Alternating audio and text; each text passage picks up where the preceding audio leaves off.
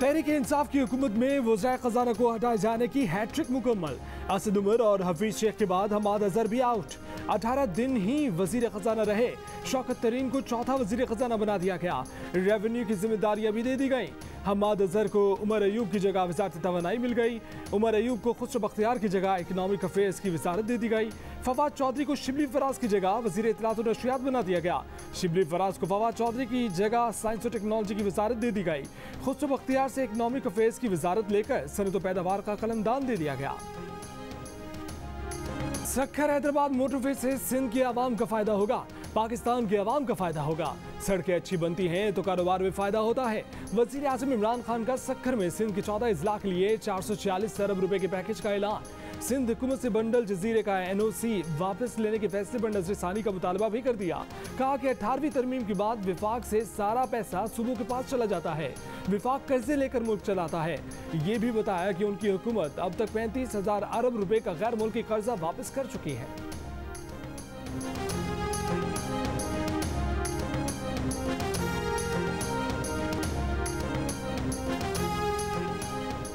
मुस्लिम league नून की हुकूमत में गैर मुल्की कर्जा 25,000 अरब था तो इमरान खान ने 35,000 अरब रुपए कर्जा कैसे वापस कर दिया? अगर 35,000 अरब रुपए कर्जा वापस कर दिया तो आज बाकी मुल्की कर्जा 38,000 अरब रुपए कैसे हो गया? मुस्लिम लीग नून की रहनुमा मरियम औरंगजेब का सवाल। कहा कि इमरान खान साहब आप किस कैफियत में बात करते हैं? आपको हिसाब कौन सिखाता है? आप तो दिसंबर 2020 तक मुल्की कर्जे में मजीद 12,863 अरब का कर्जा बढ़ा चुके हैं। पाकिस्तान ने चौथा T20 जीत लिया। जनूबी अफ्रीका के खिलाफ 4 मैचेस की सीरीज भी 3-1 से अपने नाम कर ली। आखिरी मैच में 145 रन का हदफ एक गेंद पहले ही हासिल कर लिया। फखर जमान ने 60 रन की इनिंग्स खेली।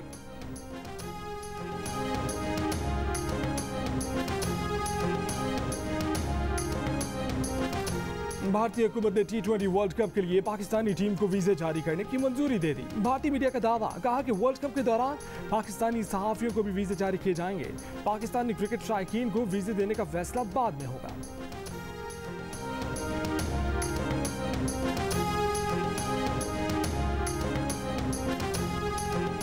पंजाब में कोरोना की ज्यादा शरह वाले इलाकों में 9वीं से 12वीं तक के तालीमी इदारे हफ्ते में 2 रोज यानी पीर और जुमेरात को खुला करेंगे।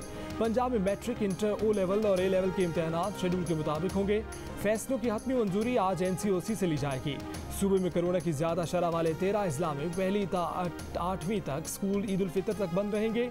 इन 13 अजला में रावलपिंडी, लाहौर, गुजरात, गुजरावाला, मुल्तान, बहावलपुर, सियालकोट, सरगोदा, फैसलाबाद, टोबा टेक सिंह, रहीम यार खान, DG खान और शेखपुरा शामिल हैं।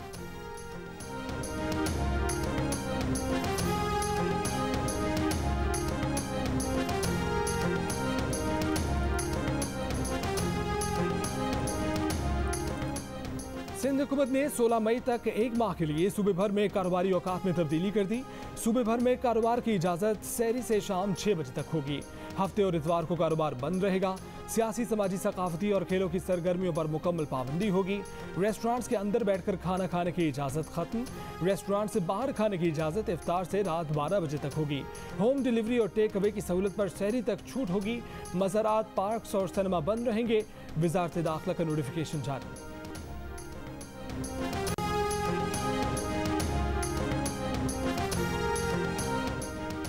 खैबर पख्तूनख्वा हुकूमत ने सूबे भर में बाजार शाम 6 बजे बंद करने का हुक्म दे दिया। ताहम इस पाबंदी का इतलाक मेडिकल स्टोर, तंदूर, पेट्रोल पंप और होटलों से खाना ले जाने पर नहीं होगा। खैबर पख्तूनख्वा में हफ्ते और इतवार को मार्केटें और मुआशी सरगर्मियाँ मुकम्मल बंद होंगी। बेकरी, करियाना, दूध, गोश्त, फल और सब्जी की दुकानें और दीगर ज़रूरी सर्विसेज मुस्तस्ना होंगी। बलूचिस्तान ने भी कोरोना के बायस नई पाबंदियों का ऐलान कर दिया। मार्केटों के औकात सहरी से शाम 6 बजे तक होंगे। तिजारती मराकज़, मॉल्स और बाजार हफ्ता इतवार को बंद रहेंगे।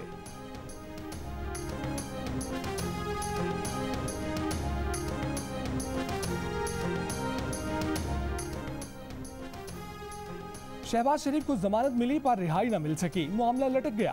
अदालत के मुख्तसर फैसले में 2 में से 1 जज के दस्तखत न होने के बायस जमानती मचल के जमा न हो सके। लाहौर हाई कोर्ट के 2 रुकनी बेंच ने 13 अप्रैल को शहबाज शरीफ की जमानत का फैसला दिया था। 14 अप्रैल को मुख्तसर फैसला सामने आने पर हुक्मनामे पर सिर्फ जस्टिस मोहम्मद सरफराज डोगर के दस्तखत थे। जस्टिस असजद घराल के दस्तखत नहीं थे।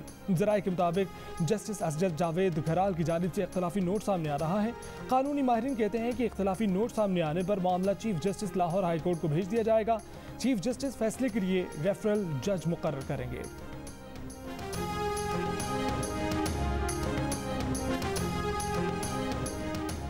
पीटीआई के MNA captain retired Jamil Ahmed ने अपने 2 मुलाजमीन पर पर्चा कटवा दिया। मुलाजमीन पर धमकियां देने, काम न करने और पैसे वापस न करने का इल्जाम।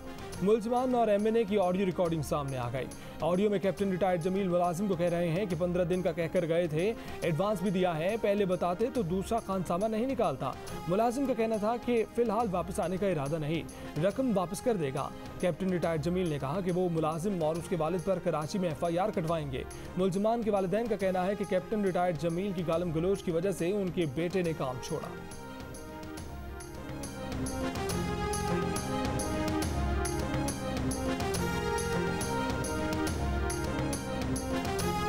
रात गए जाती उम्र के करीब कंटेनर्स पहुंचने पर नून लीग का एहतजाज। अड्डा प्लॉट के करीब 20 कंटेनर्स खड़े किए गए। लीगी रहनुमा अता तारड़ की कॉल पर नून लीग के कारकुन पहुंच गए। कारकुनों की हुकूमत के खिलाफ नारेबाजी, कंटेनर्स हटाने की कोशिश, कंटेनर्स वापस ले जाए गए। अता तारड़ ने इल्जाम लगाया कि इंतजामिया जाती उम्र पर ऑपरेशन करना चाहती थी, अजियत पहुंचाने के लिए ये काम किया गया।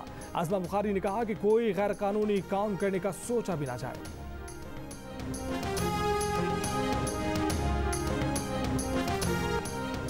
बंदा चोर हो तो लगता है कि हर नीली बत्ती वाली गाड़ी उसके लिए आई है। अता तारड़ और मरियम औरंगजेब मामले को रजिया बटकर नॉवल बना रहे हैं। मुशीर दाखिला और एहतजाज शहजाद अकबर का मुस्लिम लीग नून के एहतजाज पर तबसरा, कहा कि रात को सनसनी फैलाई गई, कोई ऑपरेशन नहीं हुआ, कोई कंटेनर नहीं लगाया गया।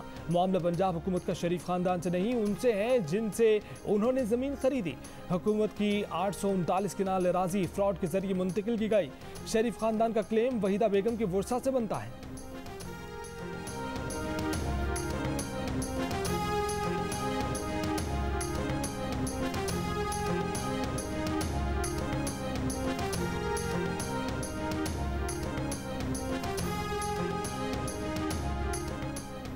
शरीफ खानदान की रायवंड जमीन का मामला चीफ सेटलमेंट कमिश्नर पंजाब को नहीं भेजा गया। Punjab revenue and land department ने मामला चीफ सेटलमेंट कमिश्नर को भिजवाने की तजवीज़ दी थी। Chief settlement commissioner Punjab Ahmad Ali Zafar ने जियो न्यूज़ से गुफ्तगू में कहा कि उनके पास ये केस नहीं आया और ना उन्हें रायवंड जमीन के मामले का पता है। ज़राए के मुताबिक महकमा माल ने बेगम शमीम अख्तर की 127 कनाल जमीन मनसूख करके पंजाब हुकूमत को मुंतकिल की। उसी खाते में मजमूई तौर पर 590 कनाल अराजी का इंतकाल मनसूख किया गया। मरहुमा बेगम शमीम अख्तर के नाम तमाम मुंतकिल शुदा जमीन की छानबीन जारी है।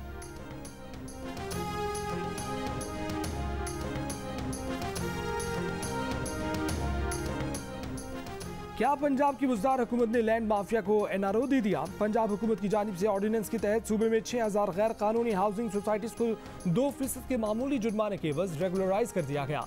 जंग और दी न्यूज़ में छपने वाली उमर चीमा की रिपोर्ट के मुताबिक ये तमाम तर कार्रवाई खामोशी के साथ मुकम्मल की गई। सरकारी हुकाम को इस मामले पर गौर ही नहीं करने दिया गया। एक आईनी ओहदेदार ने कानून का मुसवदा तैयार किया, जबकि कानून की मंजूरी काबीना से सर्कुलेशन के जरिए ली गई। कई वुज़रा ने राय देने से गुरेज किया और उनकी खामोशी को हाँ समझ लिया गया। इस कानून को ऑर्डिनेंस के जरिए नाफिज किया गया क्योंकि पंजाब असेंबली सेशन में नहीं थी।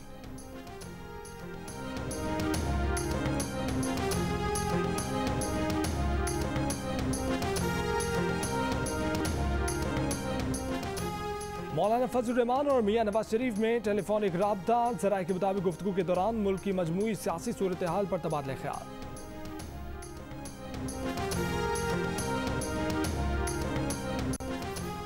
शहरियों को कोरोना वैक्सीन लगवाने के अमल में पाकिस्तान पीछे नहीं, बहुत पीछे।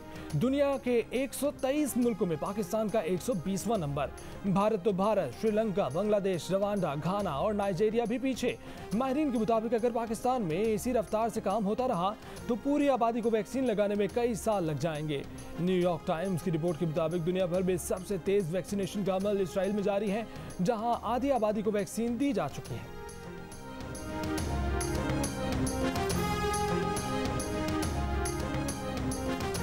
मुल्क के मुख्तलिफ शहरों में माह रमजान की खरीदारी के लिए यूटिलिटी स्टोर्स पर रश बढ़ गया। इस्लामाबाद में शहरियों को चीनी की अदम फराहमी से मुतल्लिक शिकायत, बहावलपुर के बाजारों से चीनी गायब, सस्ते रमजान बाजारों में भी जरूरत के मुताबिक अशिया दस्तयाब नहीं।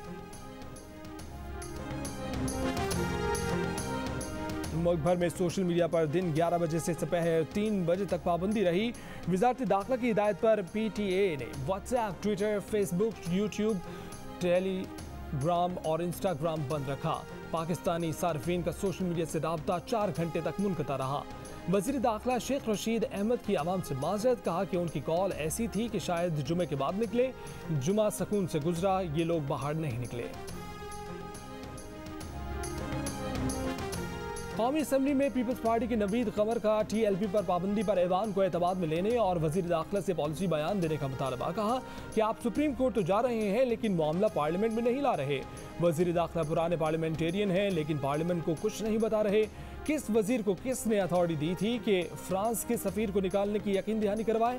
वज़ीर मुमलिकत बराए पार्लिमानी अमूर अली मोहम्मद खान बोले कि मुआहदा था कि फ्रांस के सफ़ीर की मुल्क बदरी का मामला पार्लियामेंट में लाया जाएगा। साद रिजवी की गिरफ्तारी तक उनसे राब्ते में रहे। बातचीत के दौरान 20 अप्रैल को निकलने की वीडियो आने पर एक्शन लिया। शेख रशीद और वज़ीर मजहबी अमूर इस इशू पर ऐवान में पॉलिसी बयान दें।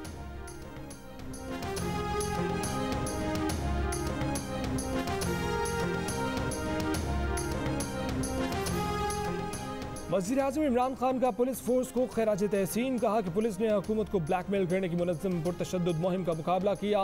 कौम इन हीरोज़ की मक़रूज़ हैं, हम शोहदा के ख़ानदानों का ख्याल रखेंगे। कलदम TLP के हालिया एहतजाज के दौरान पुलिस के 4 जवान शहीद और 600 ज़ख्मी हुए।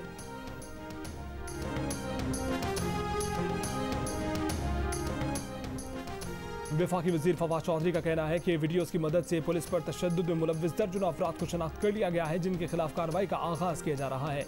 नादरा, सेफ सिटी लाहौर और दीगर इदारों पर मुश्तमिल खसूसी सेल कायम किया गया है जो पुलिस पर तशद्दुद में मुलव्विस लोगों की वीडियोज़ के जरिए निशानदही कर रहा है। ज़िले इंतज़ामिया तमाम तकारीर मॉनिटर करेगी।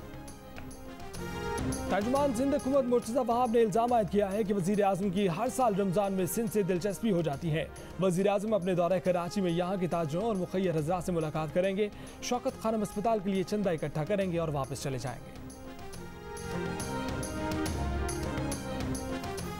मारूफ आलिम दीन मौलाना सैयद मोहम्मद ओन नकवी को कराची में सुपुर्द खाक कर दिया गया। मौलाना सैयद मोहम्मद ओन नकवी मुख्तसर अलालत के बायस गुज़श्ता रात इंतकाल कर गए थे। पाकिस्तान फिल्म इंडस्ट्री की मारूफ हिदायतकार एस सुलेमान को लाहौर में सुपुर्द खाक कर दिया गया। गुर्दों के आर्जे में मुब्तला एस सुलेमान बुध को इंतकाल कर गए थे। एस सुलेमान ने बेवा, एक बेटी और 2 बेटे सोगवार छोड़े हैं।